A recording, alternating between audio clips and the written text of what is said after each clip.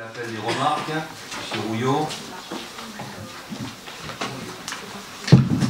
Oui, merci Monsieur le maire. Juste une toute petite remarque, page 42, d'un très court amendement d'une ligne et demie pour préciser bien entendu que nous approuvons la mise en révision du plan local d'urbanisme, mais que par contre nous souhaitons que les 36 pages de la délibération puissent être discutées puisqu'elles n'ont été discutées jusqu'à présent ni en commission ni en conseil.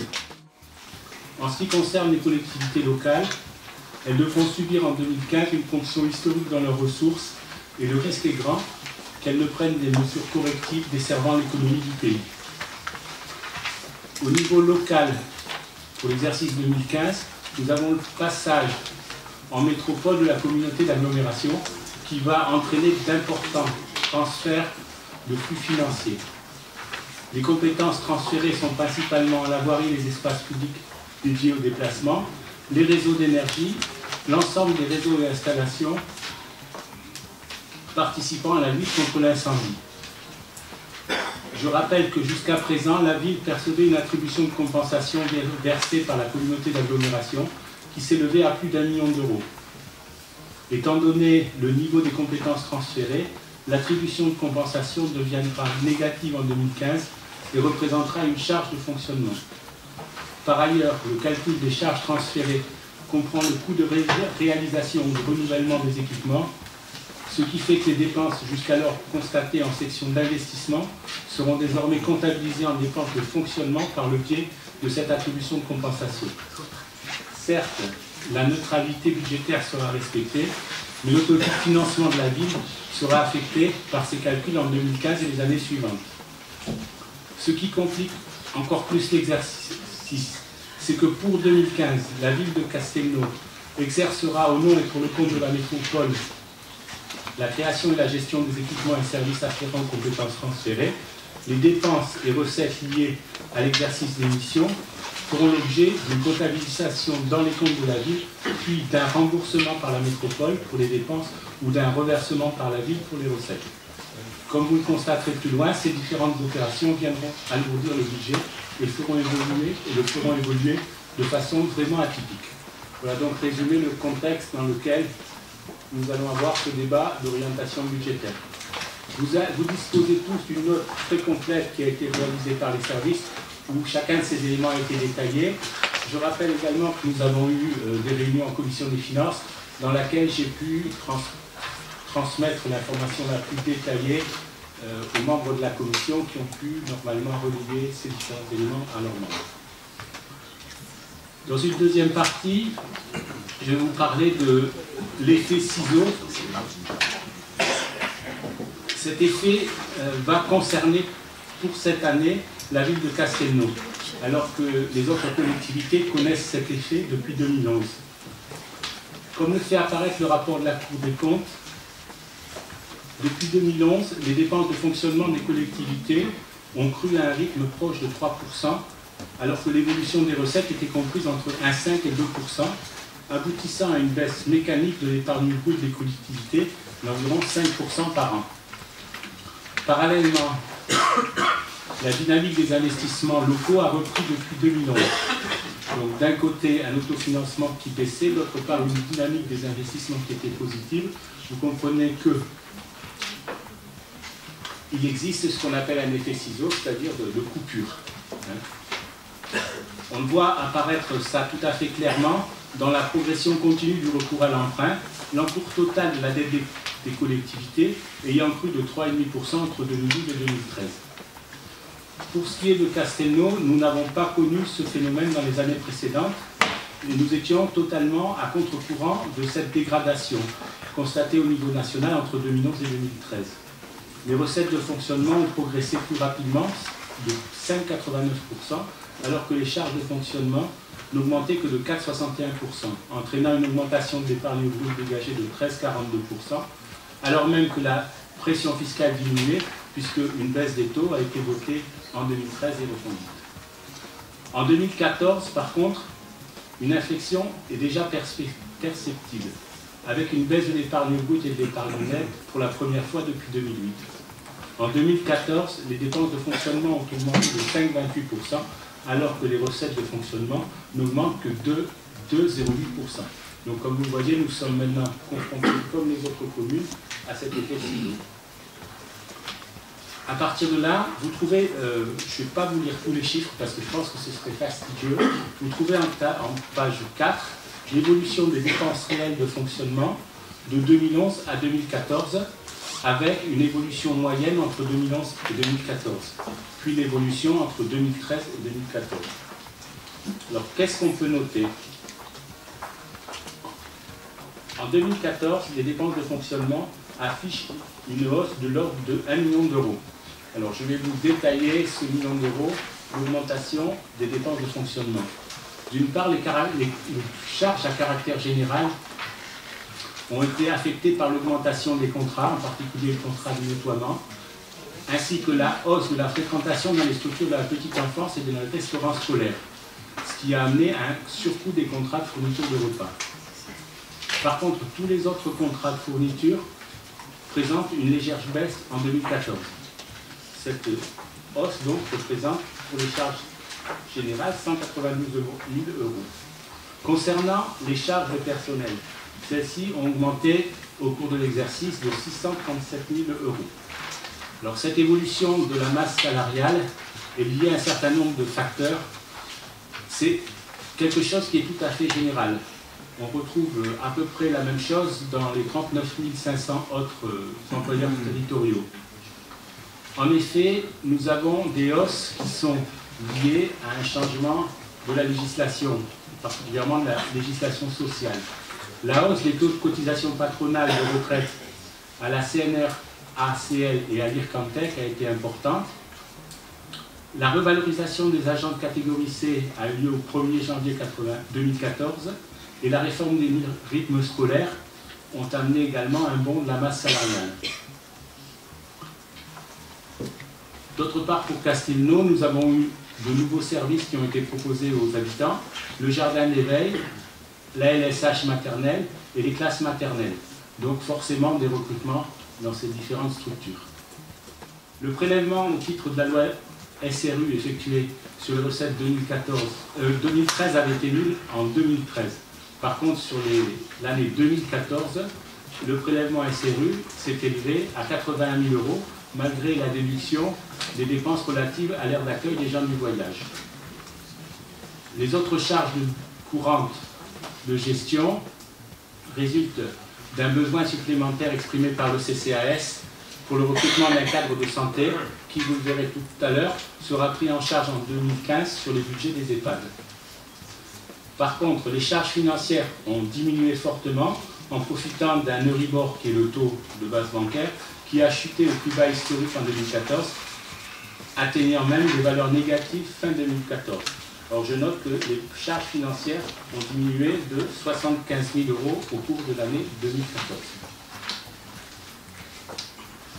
Face à ces dépenses, les recettes de fonctionnement hors produit de cession ont augmenté de 473 000 euros, répartis entre moins 112 000 euros pour les recettes tarifaires, plus 151 000 euros pour les impôts et taxes, plus 303 000 euros pour les dotations et subventions, plus 24 000 euros pour les atténuations de charges, plus 109 000 euros pour les produits exceptionnels.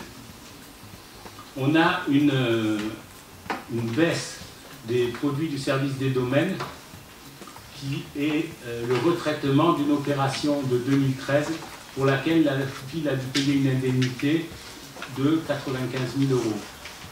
En ce qui concerne le chapitre des impôts et taxes, nous avons une augmentation de 254 000 euros du produit des contributions directes, qui est en partie annulée par une baisse à hauteur de 96 000 du produit de la taxe additionnelle au droit de mutation. C'est-à-dire que la perception des taxes a été importante. On a perdu la taxe additionnelle au droit de mutation, ce qui est lié au fait qu'on a eu moins de ventes d'immeubles. Par contre, il faut bien noter que si la ville n'avait pas baissé ses taux en 2014, elle aurait encaissé un produit de contribution directe de 15 415 000 euros au lieu de 15 138 000 euros. La baisse des taux a représenté un manque à gagner de 277 000 euros. Et si la ville n'avait baissé ses taux que de 0,9%, c'est-à-dire à la hauteur de la revalorisation des bases qui nous sont données par l'État, elle aurait encaissé 15 277 000 euros de contribution au lieu des 15 138 000 euros. La baisse de 1,8% au lieu de 0,9% a représenté un manque à gagner, entre guillemets, de 139 000 euros. Et pour la taxe additionnelle, comme je vous l'ai dit, les acheteurs ont un peu boudé le marché et on a eu beaucoup moins de cessions immobilières. Les produits, les dotations et subventions bénéficient d'une importante augmentation, 332 000. Ce sont les subventions qui ont été versées par la CAF pour le secteur de l'enfance et de la jeunesse. Cette hausse s'explique par l'ouverture de nouvelles structures, mais aussi par la régularisation pour la crèche des nymphéas. Les autres déductions subissent quant à elles la réduction décidée pour 2014 dans le cadre du pacte de confiance et de responsabilité imputé par la DGF des collectivités. Donc la participation à l'effort collectif a été calculée en appliquant un taux de 0,74% aux recettes réelles de fonctionnement. Le chapitre des produits exceptionnels a enregistré le remboursement par les assureurs du sol souple de la salle polyvalente de l'école Mario Roustan pour 108 000 euros. L'évolution des recettes réelles de fonctionnement hors produits de cession, plus 473 000 par rapport à celle des dépenses réelles de fonctionnement, plus 1 million d'euros, conduit en 2014 à une détérioration de 585 000 euros de l'épargne brute. Rappelons toutefois qu'en application des effets de levier, 1 euro de moins au niveau du solde de la section de fonctionnement diminue en moyenne de 10 euros la capacité d'investissement. Toutefois, il est à noter que l'épargne brute reste à un niveau très correct, 14,5 fin 2014. Le taux d'épargne brute, c'est l'épargne ramenée aux recettes de fonctionnement. C'est un indicateur important des marges de manœuvre de la section de fonctionnement. C'est le moyen dont dispose la collectivité pour rembourser sa dette. On considère d'ordinaire que la zone d'alerte commence dès que le taux passe en dessous de 10%, donc on est à 14,50%, on reste tout à fait dans des niveaux très positifs. Les dépenses d'équipement engagées en 2014 s'élèvent à un montant de 5 516 000 euros et les crédits inscrits à ce titre au budget primitif de 2014 s'élevaient à 8 055 000 euros. Le taux donc de réalisation des dépenses d'équipement s'élève à 64,48%. En effet, 3 grosses opérations qui étaient inscrites au budget primitif de 2014 sont décalées en 2015.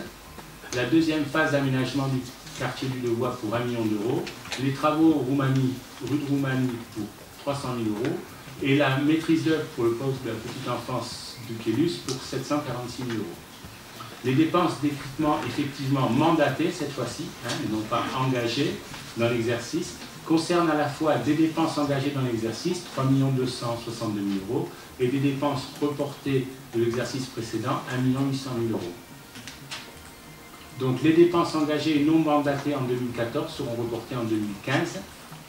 Alors pour les dépenses payées en 2014, je citerai, sans être exhaustif, le programme de réfection des voiries qui a été très conséquent, 935 000 euros, les frais d'acquisition de la propriété Ripstein pour 1 265 000 euros, le contrat de partenariat pour l'éclairage public, 243 000 euros, les cours de tennis en synthétique, 228 000 euros, la rue de l'Olivette et des petites dépenses. Donc pour le cadrage du budget, on a tenu compte de 3 contraintes. D'une part, l'impact défavorable des nouveaux facteurs exogènes qui amènera inéluctablement une hausse des dépenses de fonctionnement. Je pense entre autres aux salaires, vous allez les voir, nous allons les détailler, et ça, on n'y peut strictement rien, c'est des dépenses contraintes. La baisse des dotations de l'État qui aura un impact très important sur les recettes, et le niveau de l'investissement qui restera peu important dans la mesure où il apparaît opportun de se désendetter. Alors, je tiens à vous dire que cette année, nous aurons quelque chose de très particulier, c'est effectivement le passage en métropole dont je vous parlais tout à l'heure. Si la neutralité est préservée sur la globalité du budget, ce n'est pas sans conséquence sur les évolutions du budget 2015 par rapport au budget 2014. Alors, en page 9, vous avez effectivement les dépenses qui vont apparaître ou qui sont nouvelles et qui sont liées à cette nouvelle mécanique avec la métropole. Je vais effectivement vous les détailler après dans la lecture du rapport parce que ça ne sert à rien si on ne comprend pas le jeu comptable. En 2015, le montant en dépenses réelles de fonctionnement sera en progression de 13,37% environ par rapport au budget précédent. 22 670 000 au lieu de 19 950 000. Mais, attention, la progression ne serait que de 2,90% sans les transferts de la métropole. C'est-à-dire que ces écritures de la métropole, du transfert des travaux de voirie, etc., amènent effectivement un dysfonctionnement. Nous allons voir les chapitres qui sont affectés.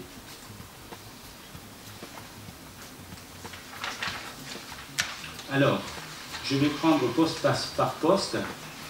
Au chapitre des charges à caractère général, nous allons avoir une diminution de 100 000 €, soit une diminution de 1,68%. Ça, c'est lié à la gestion très serrée de la commune, qui cherche effectivement à diminuer au maximum ses charges, en utilisant effectivement tout ce qu'elle peut faire au niveau de groupement d'achat, au niveau de mutualisation, etc. Pour les frais de personnel, l'évolution est importante puisqu'on aura une évolution de 690 000 €, 5,97%. Donc, avec beaucoup de ces dépenses qui sont contraintes, d'une part des dépenses qui viennent puisque là je compare budget à budget, des dépenses qui sont liées à la décision modificative de 190 000 € de l'exercice précédent liées aux cotisations supplémentaires qui ont été mises, et des dépenses de cette année de 500 000 €. Alors, les facteurs d'augmentation sont les suivants. Une nouvelle révalorisation encore cette année des taux de cotisation CNRACL et de l'Ircantec qui a un impact de 95 000 € sur le budget 2015. C'est les caisses de retraite pour les salariés de la mairie. En effet, la contribution employeur pour les pensions des fonctionnaires CNRACL passe de 30,40 en 2014 à 30,50 en 2015. Et le taux de contribution employeur pour le régime de retraite obligatoire des agents non titulaires, le CANTEC, passe de 3,80 à 3,85 en 2015. D'autre part, nous avons la révalorisation du traitement indiciaire des agents de la catégorie C, qui a un impact de 130 000 €. Ce changement est une bonne nouvelle pour les fonctionnaires de la catégorie C, c'est-à-dire les fonctionnaires les moins payés, les premiers grades, et qui ont eu déjà une première revalorisation indiciaire en 2014 et qui ont un second coup de pouce en 2015. Ensuite, nous avons les effets du glissement vieillesse technicité, avancement de promotion interne, qui sont estimés à 60 000 €. Ça, c'est ce qu'on retrouve chaque fois qu'on regarde les évolutions de carrière du personnel, l'ancienneté, etc. Enfin, nous avons la prise en compte en année pleine de recrutements liés aux activités nouvelles, l'étape, les jardins d'enfants, de nouvelles classes maternelles, de nouveau, donc ce sont des embauches, et cela nous amène à un montant supplémentaire de 220 000 €. Il me semble important à ce niveau de signaler que la ville fait aussi un effort très important dans les contrats d'avenir, les contrats d'insertion ou les contrats d'apprentissage, qui représentent 2,5% du budget du personnel. C'est vrai que ces dépenses sont remboursées à 50% par l'État, mais traduisent l'effort important de la commune pour employer nos jeunes et les former. Le chapitre des atténuations de produits, alors là, on a une variation exceptionnelle en 2015, puisqu'on était à moins 100 000 et on passera à 1 500 000 €. Ce chapitre, qui comprend les reversements et restitutions des impôts et taxes, enregistrera désormais l'attribution de compensation à verser à la métropole, soit 1 295 000 €. Ces 1 295 000 € sont un versement fait par la ville à la métropole pour compenser, pour partie, le transfert des travaux sur la voirie, etc. D'autre part, on aura une hausse de 110 000 € du prélèvement SRU, qui avait été nul en 2013, qui s'était élevé, je vous l'ai dit tout à l'heure, à 81 000 en 2014. Cette année, la ville a fait valoir effectivement une déduction de 159 000, oui, donc ça c'est l'accueil des gens de voyage. Le prélèvement pour 2015 est estimé à 240 000 €, et nous ne pourrons déduire que 50 000 € au titre de la surcharge foncière versée à ACM pour la résidence Le Hameau du Devois. C'est une garantie que nous avons donnée pour la construction de logements HLM, donc qui est déduit du montant que nous devons payer au titre du SRU. Les autres charges de gestion devraient être diminuées de 40 000 €, puisque la subvention versée au CCAS est revue à la baisse pour une raison très simple, qui est que les cadres de santé recrutés pour les 2 EHPAD sont désormais pris en charge directement par ces établissements.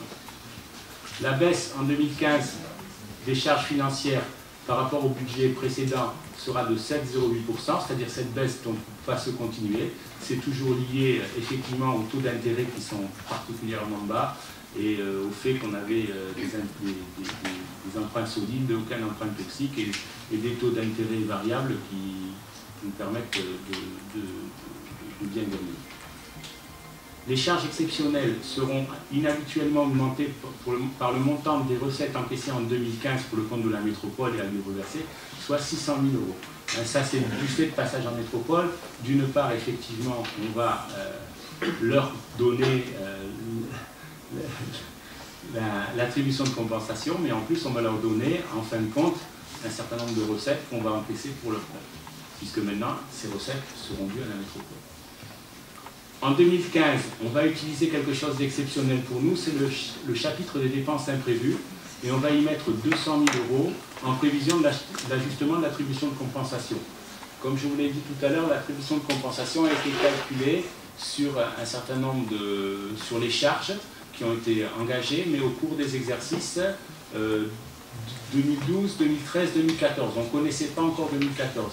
Donc une première attribution de compensation a été faite en allant jusqu'aux charges connues, c'est-à-dire 2013, et on aura un réajustement en 2014 quand on connaîtra effectivement. Bon, donc à titre de prudence, on a pris 200 000 euros de plus. Au niveau du chapitre des produits du service des domaines, on va avoir une baisse de 32 000 euros, ce qui est logique puisqu'on supprime du budget 2015 le remboursement par la communauté d'agglomération des dépenses liées à la signalisation tricolore du tramway. Donc ça disparaît des recettes, mais en contrepartie, on le fera plus. Le chapitre des impôts et taxes connaîtra une baisse de l'ordre de 382 000 euros.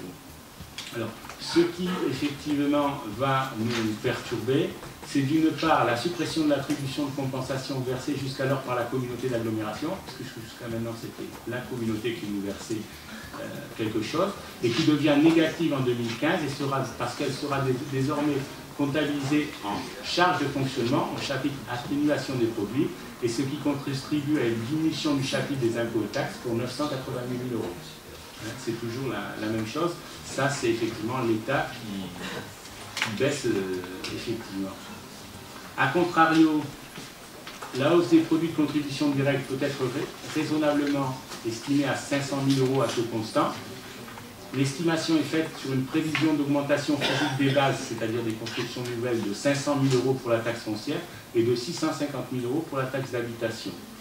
Et en tenant compte de la revalorisation forfaitaire des valeurs locatives fixée par la loi de finances, nationalement.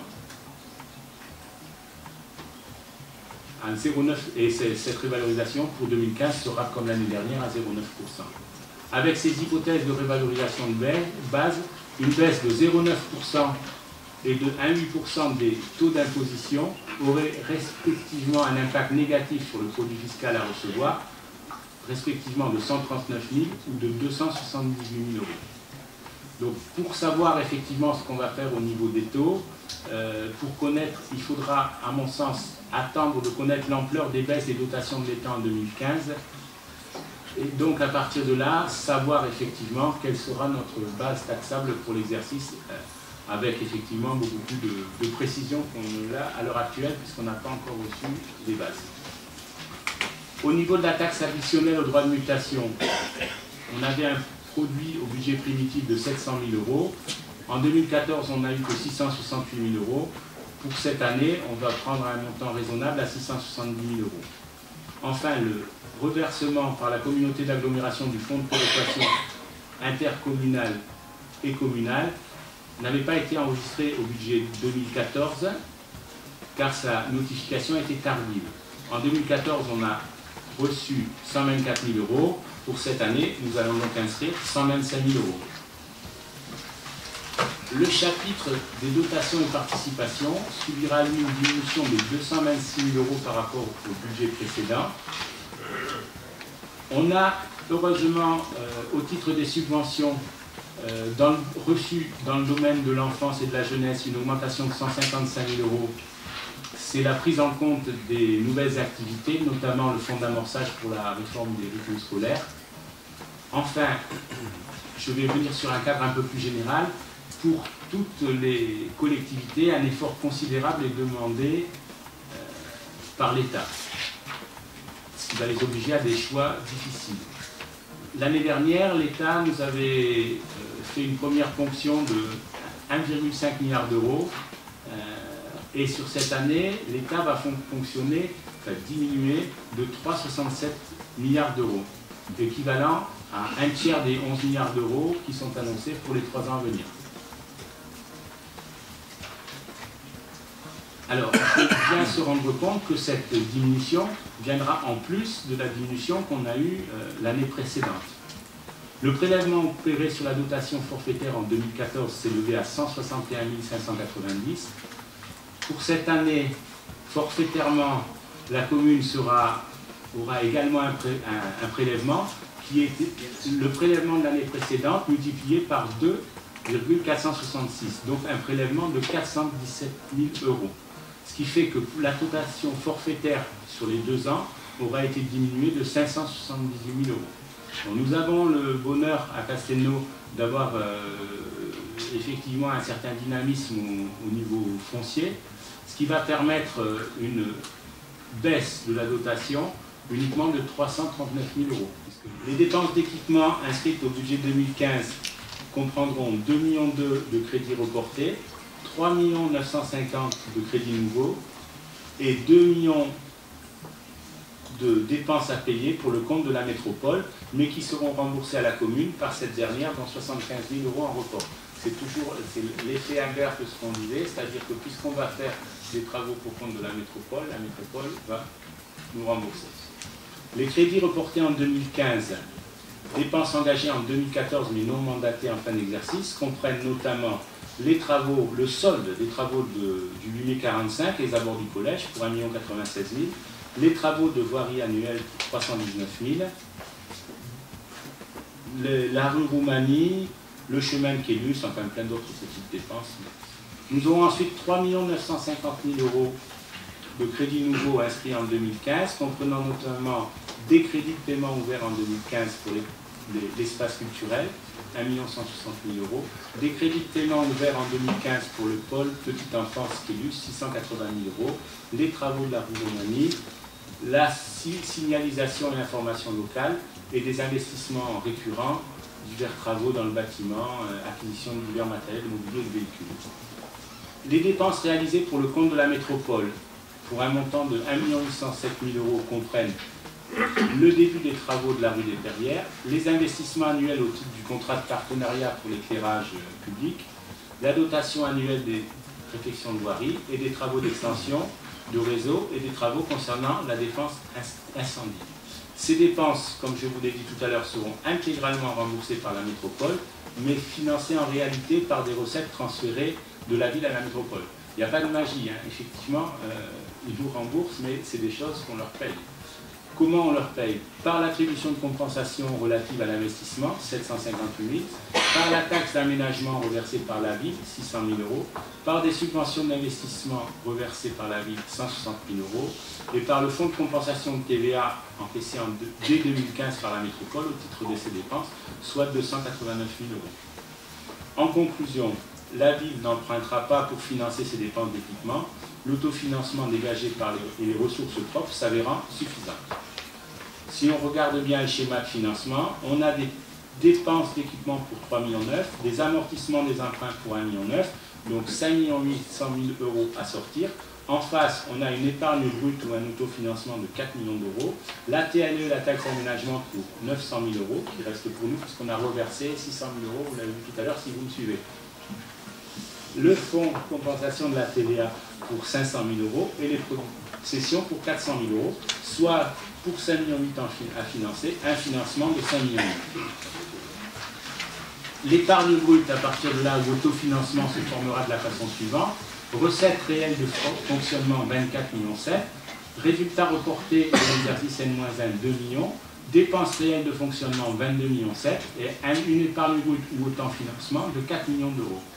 Une fois qu'on aura opéré l'amortissement des emprunts, c'est-à-dire le remboursement du capital, l'épargne nette dégagée, 2,1 millions, permettra de financer près de 54% des dépenses d'équipement. Alors, le produit de la taxe TLE et de la nouvelle taxe d'aménagement encaissée par la ville est estimé à 1,5 million, mais la ville, comme je vous l'ai dit, reversera à la métropole 600 000 €. Le solde, 900 000 € permettra de financer 29% des dépenses d'équipement. Le versement prévu au titre du fonds de compensation de TVA représentera 13% des dépenses d'investissement et les produits de cession représenteront 10% du financement de l'investissement. En 2015, nous allons changer de modèle économique, comme toutes les collectivités. Les restrictions financières auxquelles nous serons confrontés constituent un choc important et nous devrons effectivement revoir beaucoup de notre façon de faire. Pour cela, nous allons continuer le mouvement de mutualisation, bien conscient que l'avenir des villes ne peut s'envisager que dans une collaboration intercommunale voulue. Enfin, un souci pour moi majeur, c'est que les collectivités locales sont, je vous le rappelle, les principales contributrices à l'investissement public. Et il faut bien savoir que si un arrêt brutal d'investissement des communes arrivait, on aurait des répercussions économiques et sociales qui seraient très importantes. Il faudra donc manager la contrainte tout en essayant de maintenir une action publique de qualité. Effectivement, nous nous associons à votre propos pour remercier la qualité du travail qui nous a été remis et qui est une vraie base à la fois claire et complète. Bon, nous l'avons étudié avec attention, bien évidemment. Et nous avons une analyse légèrement différente telle que le document qui nous a été présenté pour quatre raisons essentielles. Et dans un souci de transparence vis-à-vis de la population, il me paraît important d'insister sur ces quatre points. Le premier point, c'est un constat, constater que nous sommes trop endettés. Nous sommes 2 fois plus endettés que la moyenne du ratio dette par rapport aux recettes nettes de fonctionnement. Nos collègues, le confrère du Midi Libre, on avait fait un article à la fin du mois de décembre qui présentait les villes les plus endettées de la région et Castelnau arrivait dans le trio de tête. Alors cet endettement, il n'est supportable que parce que les emprunts sont longs. Le total des emprunts à Castelnau est de 33 millions d'euros, soit près de 17 fois l'amortissement annuel en capital. Une longue durée, c'est un choix qui a été fait, qui est respectable, mais une longue durée nous a permis d'étaler nos remboursements dans le temps, mais obère aujourd'hui nos capacités d'emprunt et nous expose dans le futur, parce qu'on peut imaginer, compte tenu des taux actuels, nous ne pourrons qu'augmenter et on est exposé à cette remontée des taux. Deuxième point, notre capacité de désendettement se dégrade, qui n'est pas à la mesure de cet encours d'emprunt. Comme vous l'avez écrit dans le document, la capacité de désendettement mesure le nombre d'années nécessaires pour rembourser notre dette si la commune y consacrait toute son épargne brute. Elle était de 9 ans en 2013, c'est déjà assez élevé, elle est maintenant de 10 ans en raison de la hausse continue des frais de fonctionnement. Et cette hausse des frais de fonctionnement, vous l'avez dit très clairement également, on a un décalage entre nos dépenses réelles de fonctionnement, hors agglo, c'est-à-dire à périmètre équivalent, on a des dépenses de fonctionnement qui progressent de 2,90, dans les recettes, hors agglo et à périmètre égal, ne seraient que de 1,63. Donc ce décalage est quasiment de 1 à 2 entre les dépenses et les recettes. Troisièmement, je crois qu'il faut rappeler, se le dire tous, c'est un constat, et pourtant Castelnau est une ville à forte pression fiscale. C'est une pression fiscale qui est de l'ordre de 2 fois la moyenne nationale des villes se situant entre 10 000 et 20 000 habitants. Bon, nous considérons que nous sommes donc dans une situation limite et nous devons réduire nos projets d'investissement car nos capacités d'emprunt sont à bout. La baisse de la fiscalité locale n'est plus à l'ordre du jour. La diminution des dotations de l'État est concomitante, bien sûr, mais elle n'est pas la cause du déséquilibre de notre situation financière. Cette situation appelle une grande vigilance en matière de dépenses, de fonctionnement, comme d'investissement. Enfin, je crois que ça n'a peut-être pas été dit, mais ça a été évoqué, on a devant nous des investissements importants, en particulier en 2016, avec des échéances très importantes qu'il convient de prendre en compte. Et pour terminer, c'est le quatrième point, moi j'avais bien aimé la conclusion qui était celle de Thierry lors de la commission des finances, qui disait en gros, en 2015, à partir de 2015, nous changeons de paradigme, nous changeons totalement de mode de fonctionnement, nous changeons de paradigme. Et la ville de Castelnau devra faire face à une situation de rupture. Et les restrictions financières auxquelles elle sera confrontée constituent un choc si violent qu'elle sera contrainte d'explorer des voies jamais envisagées. Et je crois que notre travail à tous, notre travail de nous, opposition et municipalité actuelle, c'est justement de trouver ces voies de rupture, ces voies jamais envisagées, et on ne pourra pas se contenter des ratios habituels et des modes de fonctionnement qui ont été ceux de la commune pendant des années. Et le document que vous avez bien voulu nous faire passer, émanant de la délégation sénatoriale aux collectivités territoriales, dit en gros la même chose. Sans ajustement, le risque est celui d'une généralisation des cas d'impasse financière, une multiplication spectaculaire des cas d'impasse financière, un scénario cumulant retour à l'inflation, un scénario qui peut mettre en péril des collectivités qui seront massivement touchées par cette nouvelle donne financière. Donc on est vraiment dans un nouveau climat, dans un nouveau contexte, et je pense que le budget qui sera présenté dans des prochains conseils devra vraiment prendre en compte cette notion de rupture. Je voudrais revenir sur les 4 points que Gérard Sigaud pour le Parti Socialiste a soulevés.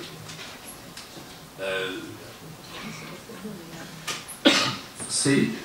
Bon, je ne veux pas être polémique, mais je voudrais dire que moi je suis toujours un peu étonné quand j'entends une formation politique et une histoire tenir de tels propos. Je voudrais dire à Gérard Sigaud que les investissements dans une ville ont une histoire. Et les investissements dans notre ville, dans une ville, ont un nom, une affectation. Quand vous regardez les équipements que nous avons construits au fil du temps, ils sont essentiellement des équipements scolaires et des équipements sociaux, sportifs et sportifs, essentiellement. Quand on construit une école, on ne l'amortit pas sur un exercice. Quand on construit une école, on ne l'applique pas sur les 6 ou 7 ans qu'un enfant passe en primaire. Sinon, ça voudrait dire qu'on fait supporter sur une seule classe d'âge les investissements. Puis permettez-moi de vous dire que nous avons construit pendant des années un établissement neuf, rénové tous les 18 mois. C'est unique dans la région Languedoc-Roussillon. Nous avons construit des équipements qui ne sont pas dans les normes des autres. Je n'ai pas vu beaucoup d'écoles avec des piscines, je n'ai pas vu beaucoup d'écoles avec des salles de sport, je n'ai pas vu beaucoup d'écoles avec des gardiens, je n'ai pas vu beaucoup d'écoles avec etc. etc. Ça n'existe pas. Ça existe à Castelnau-le-Lez. Donc je suis toujours un peu surpris quand on reste sur une vision purement comptable. C'est vrai qu'une école à Castelnau, elle coûte plus cher qu'une école construite dans les communes socialistes. C'est vrai. Parce que là, c'est vrai. J'ai eu le plaisir d'en visiter beaucoup. Je n'aurais jamais construit ces écoles comme ça. Voilà, je les ai faites autrement. Donc naturellement, nous en avons fait beaucoup, et dans une durée limitée. Pourquoi? Parce que l'égalité républicaine, c'est aussi d'apporter à nos concitoyens des équipements de qualité et de ne pas créer des quartiers avec de beaux équipements récents et d'autres équipements vieillissants ou inexistants. Et puis permettez-moi de vous dire que si je l'ai fait, c'est parce que ça n'existait pas. Voilà, la première chose que j'ai faite quand je suis arrivé, c'était de construire Jean Moulin. Jean Moulin, ça s'était jamais vu, naturellement. Hein, et ça valait 3 fois le prix. Hein, voilà. Hein. Donc on peut tout dire. On peut parler aussi du palais des sports, on peut parler de plein de choses. Hein. Donc il faut regarder ce que les communes ont investi et ce que les communes investissent. Les ratios d'endettement, chacun sait que ça ne veut rien dire. Je ne vais donc pas aujourd'hui revenir là-dessus, parce que quand on parle de ça, c'est qu'on n'a strictement rien à dire sur la gestion d'une commune. Moi, je vous mets face à vos responsabilités. Imaginez, mes chers collègues, que nous ayons un endettement un peu moins fort, mais que nous n'ayons pas les équipements que nous avons. Que dans le quartier du devoir, on n'ait pas construit ce qu'on a construit, hein, que dans un autre quartier, on n'ait pas fait ceci, ou qu'on ait fait attendre, ou qu'on ait fait poireauter les gens, languir les gens pendant 1 an, 2 ans, 3 ans. Que diraient les élus d'opposition au conseil municipal? Tout ça, bien sûr, moi je l'assume parfaitement, et d'ailleurs les électeurs aussi, puisqu'ils vont toujours réélus, hein, et bien réélus. Bon, donc ça veut dire que quelque part, il y a entre le citoyen contribuable, le citoyen usager, hein, et les municipalités que j'ai eu l'honneur de conduire, hein, jusqu'à celle d'aujourd'hui, il y a toujours eu effectivement une parfaite compréhension là-dessus. Nous, quand nous construisons, quand il y a une évolution de la population, nous anticipons toujours, nous anticipons les équipements. Donc très franchement, le débat sur savoir si on a un peu plus de dettes qu'ailleurs, c'est grotesque. Voilà, purement grotesque, c'est dépassé, ça montre que les gens n'ont pas la vision de la gestion. Mais ça, c'est classique, hein, c'est classique. Et ce que je vous dis là, d'autres maires, à ma place, de sensibilités différentes, face à des oppositions de sensibilités différentes, ont généralement le même comportement. Les oppositions parlent toujours de ça, hein, quand elles ne sont pas grand-chose d'autre. Concernant la fiscalité, je voudrais effectivement dire que la fiscalité est toujours trop importante. Toujours trop importante. Mais alors franchement, aujourd'hui, au moment où nous parlons, aucun élu qui a dans sa poche la carte du Parti Socialiste ne peut très sérieusement, hein, venir nous donner des leçons en matière de fiscalité. La hausse de la fiscalité depuis 2 ans et 3 ans, hein, est historique, sous toutes ses formes. Donc ça veut dire que, franchement, quand on dit c'est plus cher à Castelnau qu'ailleurs, oui, c'est peut-être un peu plus cher qu'ailleurs. Mais quand vous regardez ce que la population sert comme service public, hein, comme avantage à la population, c'est aussi infiniment supérieur, hein, aux autres communes. Quand vous regardez l'évolution, hein, des biens immobiliers, du patrimoine de nos concitoyens, parce que quand nous construisons, quand nous investissons, hein, nous confortons la valeur du patrimoine de nos concitoyens. Une villa, une maison, un appartement à Castelnau vaut infiniment plus cher qu'ailleurs. L'investissement, le travail, hein, de nos concitoyens qui achètent et qui amortissent un bien immobilier, nous les aidons, quelque part, nous les aidons à ce que leur bien immobilier ait une meilleure valeur, hein, qu'ailleurs. Et quand ils revendent, eh bien, ils s'en rendent bien compte. Bon. Donc, et puis surtout, quand ils revendent, ils se rendent compte de 2 facteurs. Premier facteur, qu'ils ont gagné de l'argent. Deuxième facteur, qu'ils vendent vite, à la différence des autres communes. Et tout ça, naturellement, ce n'est pas le fruit du hasard. C'est pas le fruit du hasard. Les communes, comparer les communes identiques aux nôtres, ça n'existe plus, c'est fini, c'est dépassé. Est-ce qu'on peut comparer une commune de 15 000 habitants sans tramway avec une commune de 15 000 habitants avec tramway?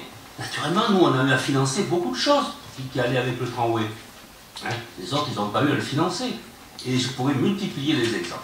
Donc je crois que aujourd'hui, ce genre de débat n'est pas sérieux. D'ailleurs, il y a de nombreuses choses qui sont écrites. Je pense que je vous renvoie au rapport du Sénat qui le dit très clairement. Enfin, vous avez parlé de l'effet ciseau.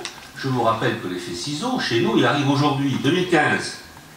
Le Sénat explique qu'il est dans la plupart des communes, il est arrivé en 2011.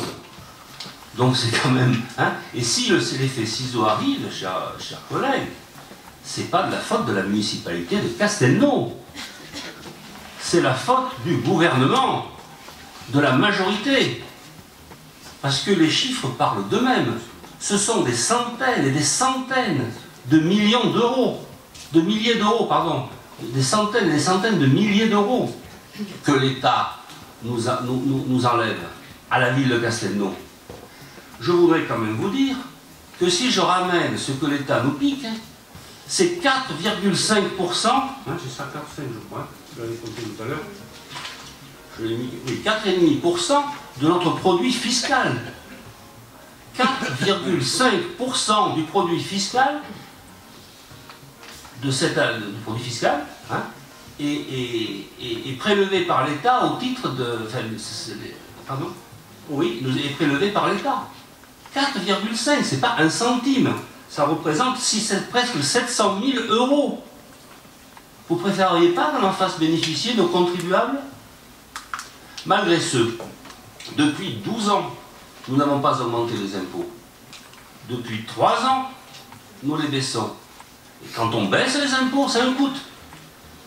Il n'y a que les socialistes qui ne savent pas ça. Hein? Donc ça veut dire quoi? Ça veut dire que quand on a baissé les impôts, ça nous coûte quand même, je l'ai noté quelque part, ça nous coûte, oui, ça nous fait 500 000 euros déjà, et si on allait sur cette même échelle cette année, ça monterait à 800 000 euros. 800 000 euros de coût de la baisse des impôts. 800 000 euros que l'État nous a piqués, ça fait 10% de nos ressources. Vous connaissez beaucoup de communes qui sont dans cette situation, qui ont fait ça, et qui malgré ce peuvent cette année, comme l'an dernier, comme l'année avant, ne pas emprunter ou quasiment ne rien emprunter. Moi j'en connais pas. J'en connais pas. Dans l'agglomération de Montpellier, regardez la situation de nos collègues, elle est extraordinairement dramatique. Parce qu'en plus, le gouvernement, non content de nous prendre de l'argent, nous rajoute des charges fortes. Il y en a que nous acceptons parfaitement et que nous comprenons et que nous soutiendrons presque. Il y a fait allusion, Thierry, tout à l'heure, notamment le coup de pouce aux catégories C. Ça coûte très cher. Mais bon, ça profite aux travailleurs, aux employés de la ville. Les augmentations des caisses de retraite, nous le comprenons, ça coûte aussi très cher à la ville. Nous avons toujours, vous le savez, sous tous les gouvernements précédents, celui-là en fait partie, on a toujours, comme recette de la DGF, la moitié des petits camarades. Parce que quand vous me donnez le ratio des communes de plus de 10 000 habitants, vous oubliez quand même de dire que nous touchons la moitié de la DGF des autres communes depuis des années. Et ce n'est pas la faute de la majorité d'aujourd'hui, d'hier et d'avant-hier. C'est comme ça. On y a 11 ou 12 communes en France. Pour le reste, réduire les investissements. Réduire les investissements. Lesquels Lesquels Allez fort. On fait une proposition, donc, point 3. Oui, non, mais lesquels? Alors, le chiasma, vous l'enlevez de vos propositions. Je vais vous annoncer un financement dans quelques jours à 100% du chiasma, sans que la ville mette un rond. Donc ça, c'est clair, on n'en parle plus. Bon, donc il va falloir que vous trouviez autre chose. Les rues, ben, vous me direz lesquelles. Vous me direz lesquelles, parce qu'on ira vite voir les populations pour leur dire ce qu'il faut faire. Voilà, l'école de la République. Bon, peut-être que vous allez le faire, PS évolue beaucoup. Moi, je ne suis pas d'accord. Le social, bon, on va continuer avec le social. Vous expliquerez, parce que moi, ça peut m'intéresser. Est-ce que vous savez aujourd'hui que nous sommes dans une sous-industrialisation catastrophique? Est-ce que vous savez que dans le cadre du regroupement des communes, nous risquons, mais on va tout faire pour qu'il en soit autrement, de perdre en Languedoc-Roussillon et dans l'aire montpelliéraine en particulier des milliers et des milliers et des milliers d'emplois. Parce qu'il y aura des décentralisations interrégionales des équipements de l'État qui vont faire comme quand on a fermé quand on a fermé ou déplacé les casernes, créer des problèmes sociaux incommensurables. Et encore, ils étaient limités à quelques centaines, quelques milliers dans nos secteurs. Donc aujourd'hui, je clôt définitivement le débat sur les endettements. Voilà. Je ne répondrai plus jamais à ça parce que c'est trop décalé avec la réalité du monde. Donc je le dis à tous ceux qui ont envie d'en parler, j'en ai parlé, c'est fini, je n'en parle plus. Voilà. J'ai voulu aller un peu plus loin, je vous ai expliqué, je vais raconter l'historique de tout ça. Voilà.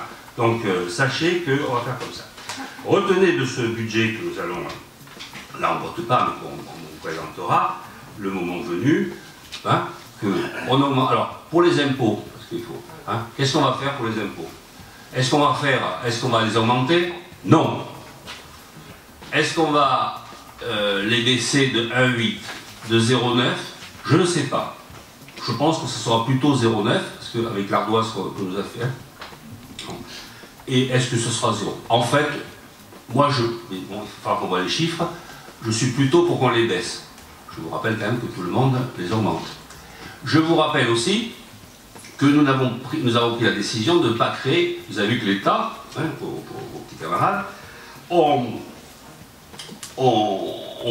fait voter au Parlement des taxes nouvelles. Nous ne les appliquons pas à Castelnau. Nous ne les appliquons pas à Castelnau. Il faut le savoir.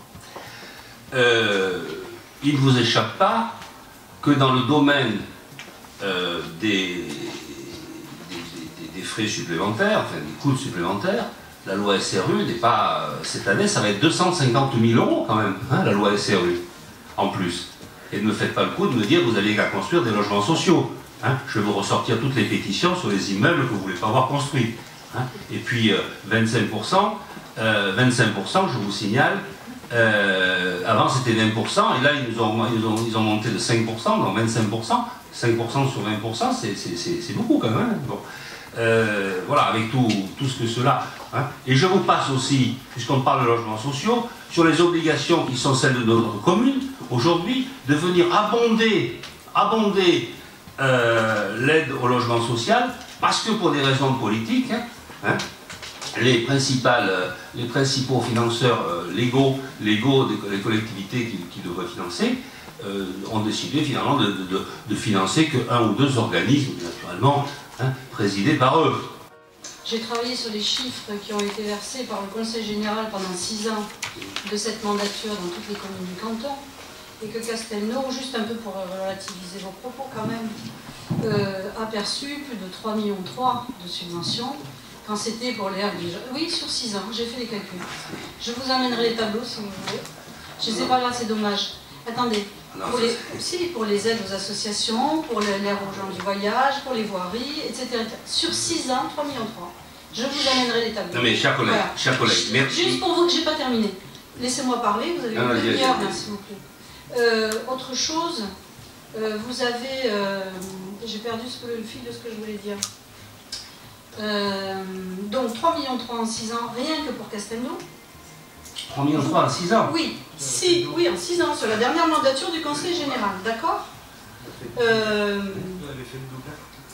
sûr, non mais attendez, vous avez simplement dit que le Conseil général était en train de vous dire en janvier qu'il ne vous verserait pas d'argent, parce qu'en ce moment, il y a justement un changement de paradigme de tous les côtés, et qu'il va y avoir des recompositions aussi entre Conseil général et métropole, et que si, pour l'instant, il garde une réserve en tant que président sortant pour ne pas dépenser des financements au mois de janvier, je ne vois pas tellement le problème que ça pose, sachant que jusque-là, vous avez été très aidé.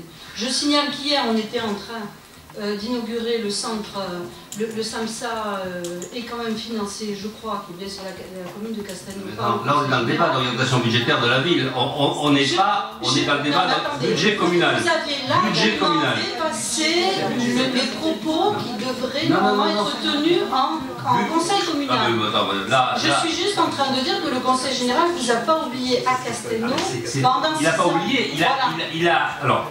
Et je rappellerai que les enfants qui sont handicapés vont dans des communes comme Jacouc, Clapier, mais il n'y en a pas à Castelnau des CLIS, il n'y en a pas. C'est dans les autres communes. La première concerne les écoles. La ville de Castelnau a fait beaucoup pour les écoles et c'est indéniable, mais votre grand discours très électoraliste sur l'école républicaine avec des trémolos, je le trouve quand même très amusant de la part d'un sénateur qui, au moment du vote du débat budgétaire sur l'éducation nationale, a voté un amendement UMP visant à réduire très considérablement le budget de l'éducation nationale. c'est en novembre. Je vous retrouverai, je ne l'avais pas préparé, hein, donc je vous retrouverai le numéro de l'amendement, la date et votre vote quand vous voulez. Alors madame... Attendez, si vous permettez, deuxième remarque. Nous sommes en conseil municipal et je suis personnellement très choquée de vos appels à voter Frédéric Laforgue et de votre campagne pour les cantonales. Je suis en conseil municipal, je ne suis pas en campagne pour les cantonales. Alors, j'estime que vous sortez de votre rôle, monsieur le maire, je préfère vous le dire. Je ne suis pas sûre que la loi vous y autorise. Si, la loi vous autorise complètement. Alors là, par contre, c'est vrai que je ne l'ai pas fait. Je vais vous dire, j'insiste là-dessus parce que je considère que l'intérêt de Castelnau, c'est que Frédéric retrouve son siège au Conseil général. Parce que quand il était conseiller général, hein, notre budget était abondé par le Conseil général, les dossiers étaient traités, ils étaient suivis, et il y avait une bonne fin. Voilà. Et depuis qu'il ne l'est plus, hein, il ne se passe rien. Et on perd de l'argent. Donc moi je l'en dis en tant que maire de Castelnau, hein, qu'il redevienne conseiller général parce qu'on a besoin de lui. Voilà, moi comme ça, vous savez ce que je pense. Moi, je ne parlerai pas des cantonales parce qu'on ne confond pas les lieux. Et je voudrais dire simplement, brièvement, hein, puisque vous avez fait un très très long tunnel dans lequel il y avait énormément de sujets d'aborder et ce serait maladroit vis-à-vis de l'ensemble de nos collègues de répondre point par point. Je vais juste prendre deux, trois points pour montrer que vraiment, vous nous avez raconté des choses qui ne correspondent pas à la réalité. Vous nous avez dit tout à l'heure, l'effet ciseau, c'est-à-dire les recettes qui augmentent moins vite que les dépenses, ça commence en 2015. Dans l'excellent rapport présenté par Thierry Devin, préparé par les services, on voit que c'est... Oui, mais vous avez dit 2015 dans votre plan tunnel. Vous avez dit... Et tout est en... 2015, tout est en... Oui, donc vous êtes trompé, c'était 2014. Vous avez dit que les autres, c'était en 2011. Alors, ça c'est vrai. Donc 2014, l'effet ciseau. Deuxièmement, en ce qui concerne les ratios d'endettement, bien évidemment, il faut tenir compte à la fois d'un côté de l'endettement et de l'autre côté de la capacité d'autofinancement. Vous évoluez, hein, parce que vous... Non, attendez, laissez-moi terminer. Vous ne pouvez pas supporter la parole des autres. C'est très très désagréable. Le dialogue républicain, c'est on se parle, on échange, on ne fait pas des longs tunnels d'une demi-heure. Bon, alors, qu'est-ce qu'il en est? En matière d'endettement, par habitant, c'est 2,3 fois la moyenne de la strate. En moyenne d'autofinancement par habitant, c'est 1,5 fois la moyenne de la strate. Quand on compare les deux, le nombre d'habitants ne joue plus. Et donc vous nous avez raconté des bêtises sur... Ça ne joue plus, puisque comme ça figure à la fois au numérateur et au dénominateur, ça disparaît. Et donc il est très clair, capacité d'autofinancement, 1,5 fois la moyenne, capacité, il suffit d'aller regarder sur les sites du ministère de l'Intérieur pour le vérifier, endettement, 2,3 fois la moyenne. Donc Castelnau est plus endetté. En ce qui concerne, troisièmement, la DGF, je vais être très bref. En ce qui concerne la DGF, moi je regardais, quand je suis arrivé à Castelnau, votre site internet, et à l'époque, vous vous vantiez du fait que vous préfériez payer des pénalités SRU plutôt que de respecter les obligations en matière de logements sociaux. Vous avez changé de position, nous en sommes contents, et nous avons aussi vu ça dans le temps sur votre site internet, et nous n'apprécions pas à l'époque. Donc merci d'avoir changé de position, de vous être allié à la nôtre et de faire des logements sociaux, mais dans l'intervalle, évidemment, il y a des pénalités puisqu'on part de plus bas. La fixation de la DGF par l'État à partir des lois SRU et des obligations, c'est quelque chose d'assez récent. Hein, les dates auxquelles vous faites... 2000 la loi SRU. Oui. Et je vous explique, je vous dis que ça n'a pas d'impact. Nous, le trou, hein, c'est-à-dire le fait qu'on ait la moitié des DGF des autres, est très antérieur. Hein, et donc, à partir du moment où c'est antérieur, par définition, ça n'a pas d'impact. Deuxièmement, la loi SRU, elle a son intérêt, hein, mais la façon dont elle est appliquée me semble extrêmement désagréable pour les communes qui font des efforts. Parce que les communes comme nous qui font des efforts, hein, sont traitées comme celles qui n'en font pas. Voilà. Donc je me permets de vous dire simplement ça. Sauf que nous, à la différence de beaucoup d'autres communes, nous avons équipé la ville. Et que quand nous construisons un immeuble, quand il y a des gens qui viennent, qu'ils soient dans le logement social ou dans le logement libre, hein, eh bien ils sont accueillis, ils ont la possibilité d'être accueillis dans les équipements de la ville. C'est pas partout pareil. Donc les efforts d'investissement qui sont les nôtres, hein, ce sont des efforts d'équipement que, pour ma part, je continue à estimer supérieurs aux autres communes. Voilà, c'est tout. Donc quand je vous ai dit que 2011, que la population est un peu plus élevée, je ne vous ai pas dit que ça allait changer fondamentalement les ratios, je vous ai dit que ça allait modifier, mais bon, c'est une réalité, voilà. Et moi, je construis pour la population, je construis pas, j'investis pas pour faire plaisir aux ratios. Je construis pour la population, je construis des immeubles pour la population, je construis des équipements publics pour la population. Voilà, ça c'est très difficile à faire comprendre quand on ne veut pas le comprendre. Bien, en fonction de ce que vous nous avez dit tout à l'heure concernant les difficultés budgétaires, vous vous doutez que nous pensons qu'il faut revoir effectivement un certain nombre d'investissements, ce qui a été dit tout à l'heure par Gérard Sigaud. Et évidemment, si le point 1 et le point 3 ne nous posent pas de problème, c'est le point 2 sur lequel, évidemment, je vais réagir au nom de mes collègues. C'est un projet coûteux puisqu'il est à 7 millions d'euros hors taxes, ce qui en fait, si on compte toutes taxes comprises, ne fait plus que les 8 millions déjà annoncés initialement. Enfin, c'est un projet très coûteux qui risque, dont le coût risque encore d'augmenter en cours de construction, parce que c'est généralement le cas pour ce genre d'équipement, et qui ensuite d'ailleurs est soumis à des frais de fonctionnement très élevés. On peut vous donner l'exemple d'augmentation en cours de truc. Le Conseil général, quand il a fait Pierreville... Je savais que vous alliez me dire ça. On peut parler de Lyon, on peut parler d'autres endroits ailleurs, on peut parler d'autres... Nous n'en sommes pas heureusement à construire un Mucem à Castelnau, mais enfin déjà c'est pas mal, avec un complexe socio-culturel à 7 millions d'euros, hors taxe. Donc c'est bien raisonnable en période de difficultés budgétaires, sachant que les difficultés budgétaires vont être très grandes en 2015, nous l'avons compris, mais cela va se répercuter aussi sur 2016 et les années suivantes. Et en 2016, il y a une très forte prévision d'investissement de 4 600 000 euros. Alors vous nous avez annoncé tout à l'heure que la Fée Clochette allait nous trouver les 4 millions par financement extraordinaire, même peut-être plus que ça.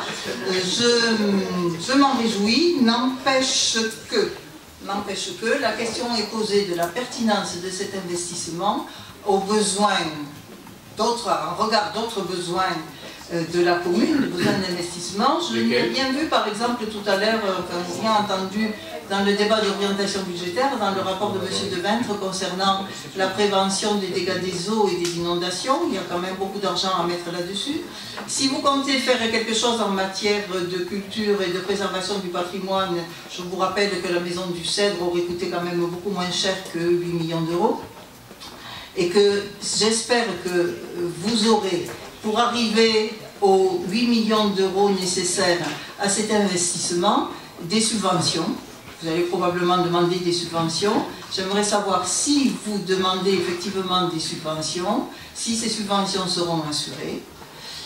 Et donc, face à une charge financière qui va être quand même extrêmement importante, nous vous demandons peut-être de geler à nouveau ce projet. Après tout, il a été gelé une première fois, il peut être gelé une deuxième. Et ensuite de le recalibrer en fonction des besoins prioritaires de la commune et de la population. J'ajoute que comme il y a ces 3 points qui sont très différents, je vous demanderai de bien vouloir nous faire voter de façon séparée sur ces 3 projets. Les autorisations de programme, c'est une démarche globale. On l'a ventilé parce qu'il fallait la ventiler pour la bonne, parce que bon, ça me paraissait correct de la ventiler. J'aurais pu vous demander un seul chiffre. Madame, vous savez pourquoi vous allez être balayé aux élections? Ça recommence? Je vais vous l'expliquer pourquoi. Parce que vous vous reniez. Vous vous reniez. Franchement, j'aurais jamais... Bon, alors, quand on fait du social, ils n'aiment pas. Les écoles, il ne faut pas... Non. Mais si. Et là, aujourd'hui, c'est la culture. Ah, attendez, la culture, nous avons proposé un complexe culturel de moitié moins. Non, mais madame, on peut dire n'importe quoi. Ne dites pas qu'on est contre la culture. Vous pouvez dire. Contre les écoles, alors. Madame, un complexe culturel à moitié? Oui. Alors, je vais vous dire ce que c'est. C'est une salle, c'est l'espace rencontre d'aujourd'hui divisé par 2. C'est l'amphithéâtre de 350 places divisé par 2, c'est-à-dire de 175. On en a un de 120, madame, je ne vais pas refaire les choses pour 20. Donc ça veut dire quoi? Ça veut dire que ce que vous dites, nous sommes une ville de 20 000 habitants. D'abord, quand on le construit, aujourd'hui on a 18 000 habitants, quand on le construit, on ne le construit pas pour 3 jours. Chaque fois vous déformez ce qu'on Non, mais je ne déforme pas, parce que je vais vous dire. C'est bien un problème. Madame, je ne déforme pas. Donc je vous ai entendu pendant des années cracher sur la loi SRU et refuser de construire des logements sociaux. Donc quand vous dites maintenant on nous reproche de ne pas construire assez, c'est parce que vous n'avez pas assez construit entre 2001 et 2008. Pourquoi j'étais contre la loi SRU? Parce que la loi SRU faisait l'impasse sur les logements sociaux de fait. Moi je considérais qu'à l'époque, il nous fallait, je ne sais plus combien, 1000 ou 1500 ou 1500 logements, je ne sais plus combien c'était, enfin c'était pas énorme. Je considérais qu'à Castelnau-le-Lez, nous avions les logements dits sociaux, dans la mesure où nous avions les logements sociaux de fait. C'est quoi un logement social, madame? Est-ce que c'est les murs qui sont sociaux ou les gens qui sont à l'intérieur? Hein? Et la loi SRU, précisément, hein, ne distingue pas... distingue... Pour vous comme pour les autres. Hein. Non, mais d'accord, mais c'est pas normal. Donc nous, à Castelnau, on avait... Hein, on a le Prado Lido, Verpart, Clerval, hein, et d'autres immeubles. Ça fait 1000 et quelques logements. C'est là où sont effectivement nos concitoyens qui ont le plus besoin de soutien social et de soutien communal. Donc par définition, les logements hein, qui sont dans ces immeubles-là, ce sont des logements sociaux de fait. Hein, ils appartiennent peut-être à M. Dupont ou à Mme Durand, et d'ailleurs tellement qu'ils sont logements sociaux de fait, c'est qu'on avait commencé à l'époque à les faire racheter par les organismes HLM, hein, pensant justement qu'on pouvait faire ça, et puis bien sûr ils ont été dissuadés par l'État et pour plein de raisons de les racheter, hein, pour qu'ils puissent passer dans le parc public. Bon, bref, voilà ce qu'on disait. Moi je ne disais pas autre chose, je ne disais pas qu'il ne faut pas de logements sociaux, hein, parce que madame, franchement, si vous voulez que je vous rappelle la politique sociale qui était celle de mes prédécesseurs, hein, ou de mon prédécesseur, et la nôtre, hein, c'est la nuit et le jour. Hein, vous ne voulez quand même pas que je vous remonte des photos de ce qu'était le CCAS, de ce qu'était le CCAS, il n'est pas, de ce qu'était le centre d'accueil des jeunes, hein, où ils étaient assis sur des caisses de bière, hein, et que je vous parle du budget qui était du budget social et des interventions sociales à l'époque, que j'ai fait évoluer l'année d'après et l'année suivante, dans le doublant, le triplant, le quintuplant. Hein, non, je ne peux pas accepter tout ça. Et je voudrais vous rappeler quand même, hein, que la politique sociale de Castelnau a toujours été exemplaire, parce que la seule commune du coin, hein, qui ait créé une allocation différentielle de revenu minimal, c'était Castelnau. Hein. C'est-à-dire que pour les gens qui avaient moins de 4500 francs ou 4800 francs de revenus mensuels, hein, la ville, chaque mois, comblait le différentiel. Hein.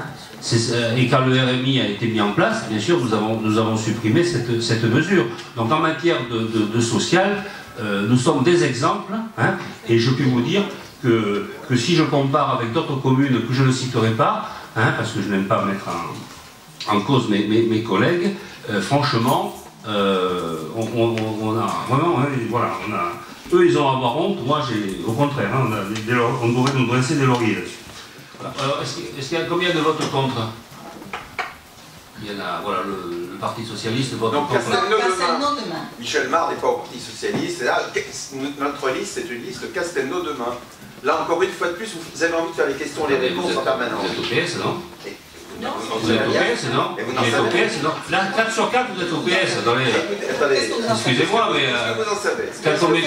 Qu'est-ce que vous en savez? Nous sommes une liste Castelnau-demain, soutenue par le Parti Socialiste, par le Parti Radical de Gauche et par la Rampe Écologie. Notre collègue se présente, j'ai quand même lu ce qu'elle distribue, hein, donc elle se présente comme candidate socialiste, donc je pense qu'elle est socialiste. Mais moi ça ne me gêne pas, je veux dire ça, au contraire, je trouve que c'est bien. Soutenu par le Parti Socialiste. Ah non, vous êtes adhérent. On demandera le numéro de votre carte. Et par les citoyens. Allez, c'est bon. Donc, y a-t-il les avis contraires? Il y a 5. Y a-t-il les abstentions? Je vous remercie, il a été ainsi décidé. On votera la charte, de même qu'on a pris position à un autre vote sur le pacte de confiance de la métropole. Et cette charte est un certain nombre de précisions apportées au pacte de confiance. Néanmoins, il nous semble que les choses mériteront d'être précisées au-delà de cette charte dans l'avenir. Nous, on a été très frappés par un certain écart entre ce que vous nous avez dit au mois de décembre au conseil municipal, qui est maintenant c'est la métropole qui a la main, et deuxièmement, ce qu'il y a dans le journal de la métropole, le numéro 1, qui est le journal de la métropole, qui dit, en ce qui concerne les révisions du PLU qui vont intervenir, ces révisions du PLU se feront par une démarche ascendante à partir des communes.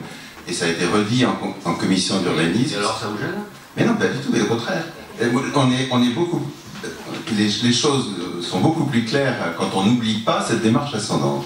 C'est-à-dire que la commune va avoir, et ça nous paraît très positif, la commune va avoir un rôle important en ce qui concerne la révision du PLU. C'est pour ça. Oui, mais attends, écoutez, laissez-moi tranquillement parler 2 minutes, 30 secondes, infiniment moins que ce que vous avez fait. Donc, ce que nous demandons, dans un premier temps, c'est que les 36 pages de la délibération qui ont été présentées au Conseil du mois de décembre, et on a salué le fait qu'il y avait eu un travail important qui avait été fait, ces 36 pages par rapport auxquelles nous avons des points d'accord, des points de divergence, d'autres questions sur lesquelles nous souhaiterions voir approfondir les choses, ces 36 pages qui n'ont pas été discutées en commission d'urbanisme parce qu'il n'y avait pas le temps, on avait eu les documents tard et puis M. Laforte n'avait pas le temps ce jour-là, que ces 36 pages puissent être discutées de façon très tranquille, page à page, en voyant les points d'accord et les points de divergence de façon très tranquille. Ça, c'est la première chose que nous demandons, c'est un dialogue républicain sur les objectifs de cette révision du PLU. La deuxième chose que nous demandons, c'est une concertation exemplaire de la population. Dans la résolution qui a été votée, il est dit une ou plusieurs réunions. C'est bien évidemment plusieurs réunions qu'il faut faire, compte tenu de l'ampleur des sujets qui sont au cœur de cette modification, de cette révision du PLU.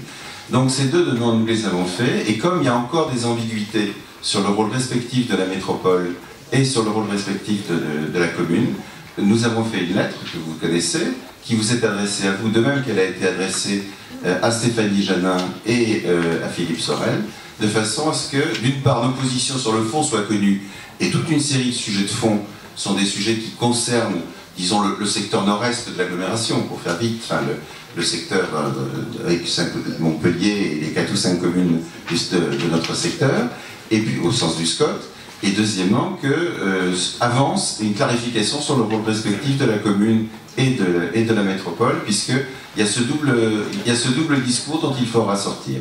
Une ambiguïté dans l'action que nous menons avec la métropole, la concertation, la réflexion, pas du tout. La seule confusion qu'il y a est dans votre esprit. Vous pensez que vous êtes dans l'exécutif de la commune de Castelnau, donc vous n'y êtes pas. Voilà, je suis désolé, c'est le maire et ses adjoints qui discutent avec l'agglomération et qui avancent. Bon voilà, vous êtes conseiller municipal d'opposition, c'est respectable, mais ça reste confiné à une mission prévue par les textes et nous en restons là. Et donc, est-ce que vous acceptez le dialogue républicain en commission de problème de dialogue, monsieur, c'est un problème. Eh ben, est-ce qu'il y aura une... Vous avez qu'à savoir si au conseil général ou au conseil régional, l'opposition est invitée. Les turpitudes des uns n'ont jamais été une excuse aux turpitudes des autres. Vous pouvez prendre toute la mairie, prenez celle du Crest, prenez celle de Japon, vous verrez si l'opposition est aux réunions là où il y a l'adjoint, là où il y a le maire et là où il y a le secrétaire général. Je vous demande simplement que les 36 pages, on puisse en discuter en commission d'urbanisme avec M. Laforte. C'est quand même pas une révolution. Voilà, il y a une procédure. Dans le cadre de la procédure, le moment viendra où vous serez consulté, où vous pourrez dire votre avis, puisque déjà il viendra en discussion devant le conseil municipal. Donc il n'y a aucun souci. Rassurez-vous, vous pourrez vous exprimer à l'envie le moment venu. Mais est-ce que vous êtes bien d'accord qu'il y a 36 pages qui nous ont été données et dont nous n'avons pas pu discuter? Nous demandons à pouvoir en discuter. Monsieur Rouillot, moi je vous dis qu'il y a une procédure, cette procédure sera respectée. Et vous pouvez vous en donner à cœur joie dans les phases légales de cette procédure. Bah écoutez, c'est pas notre conception de la démocratie. Notre conception de la démocratie, c'est qu'on discute.